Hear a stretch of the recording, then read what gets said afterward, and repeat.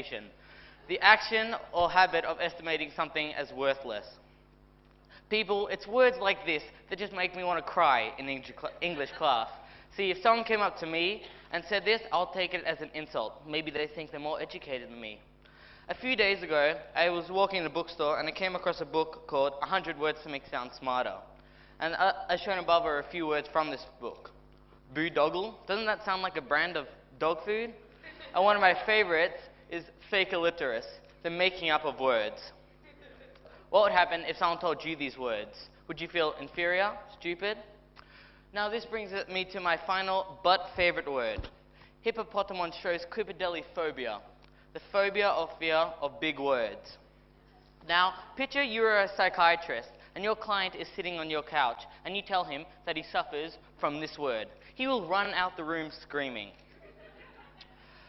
Although saying all of this, during my research of this TED Talk, I have learnt big and pointless words to make me sound smart in front of my family and friends, telling one of them that he suffered from Vernorexia, a romantic mood inspired by spring.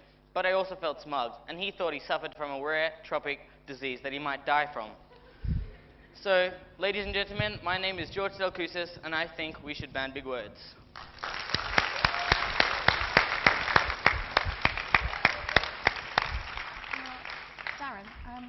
What were we going to say? Seems a bit inappropriate now. Shh, don't use big words, he's still there. Claire, come on down, help us out. Back to the island. We're gonna have a party in the Mediterranean. Good evening, ladies and gentlemen. My name is Claire Hall, and I thought that education was everything. Until I read a quote by George Santayana. The quote goes, "A child only educated in school is an uneducated child." Now, I'd like to share with you a problem that I've faced recently, and that millions of students around the world are facing right now. The idea that we're coming to the end of 13 years of education. 13 years of our lives spent in institutions, following dress codes and following rules that don't really apply in real life. We're suddenly about to be thrust into a world with huge expectations and very little guidance. Now, we really have three choices as to this.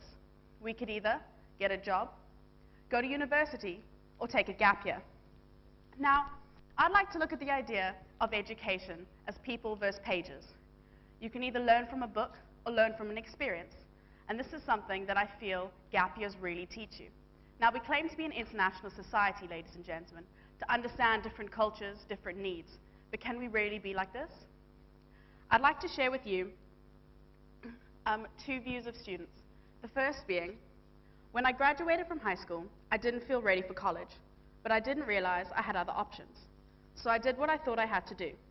I sucked it up and sent in my applications, figuring that if I went through the motions, I'd wake up one morning with my life in order like everyone else.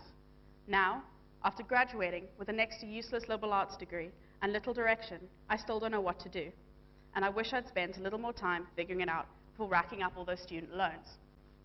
Now, this shows the two different types of learning.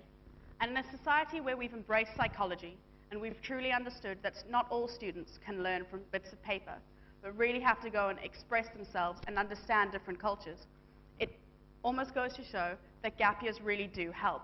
Another student said, "Seeing the world is a massive advantage, as it adds character, knowledge, and confidence.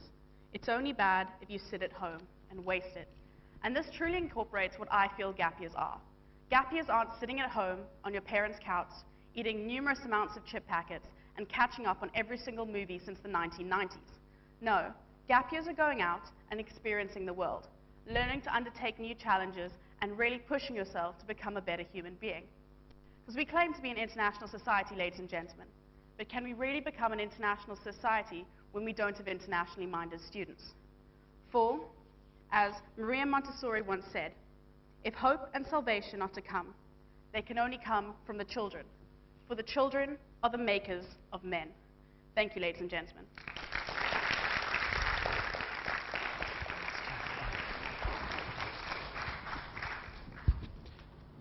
Thanks, Claire. However, there will be no gap year if our next speaker's dream becomes a reality. Please welcome 7-year-old Zara from Royal Dubai